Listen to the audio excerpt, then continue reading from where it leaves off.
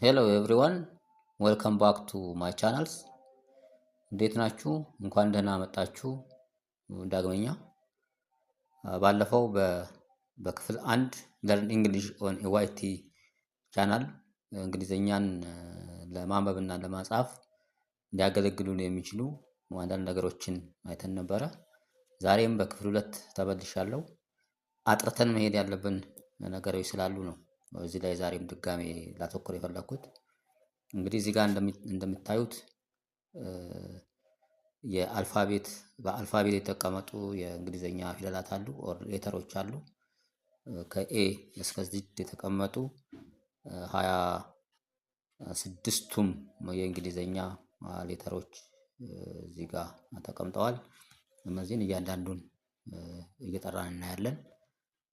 ከኤ ቢ ሲ ዲ ኢ ኤፍ ጂ ኤች አይ ጄ ኬ ኤል ኤም ኤን ኦ ፒ ኪው አር ኤስ ቲ ዩ ቪ ደብሊው ኤክስ ዋይ ዜድ ብለን የምንጠራቸው ያው የእንግሊዘኛ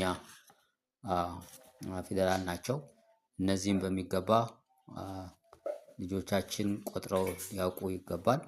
እንደገና በተጨማሪም እዚህ ጋር የእንግሊዘኛን ቃላትና አረፍተ ነገሮችን ለማንበብ ስማቸውን ሳይሆን ድምጻቸውን ነው መጠቀም ያለብን። ምናልባት ብዙ ጊዜ የድምጻቸውን ሳናቅ ስማቸውን ብቻ ነው እየያዝን የምንሄደው። ነገር ግን የእንግሊዘኛ የማንበብና የመጻፍ ችሎታችንን ለማዳበር የነዚህን ፊደላት ድምጻቸውን ኦር ሳውንዳቸውን ልናውቅ ይገባል። እዚህ ጋር ያስቀመጥኩላችሁ ያው ለማስታወሻ እንዲመቻችሁ ነው።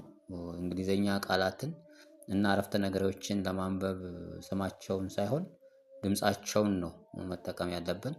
በቃላቱ ውስጥ የሚወጡ ድምጾች ደግሞ በሁለት ይከፈላሉ። እነዚህም ድምጾች ተነባቢና አናባቢ ናቸው። ኦር ደግሞ በእንግሊዘኛው ኮንሶናንት ኤንድ ቫወልስ ሌተርስ የምንላቸው ናቸው። ታዲያ እንግሊዘኛን ለማንበብና እንዲሁም ለመጻፍ ልንጠቀምበት የሚገባን ስማቸውን አይደለም። ስማቸውን ስንል እዚህ ጋር እንዳየናቸው ከኤ እስከ ዜድ በስም የጠራናቸውን ኤ ቢ ሲ ዲ ኢ ኤፍ ጂ ኤች አይ ጄ ኬ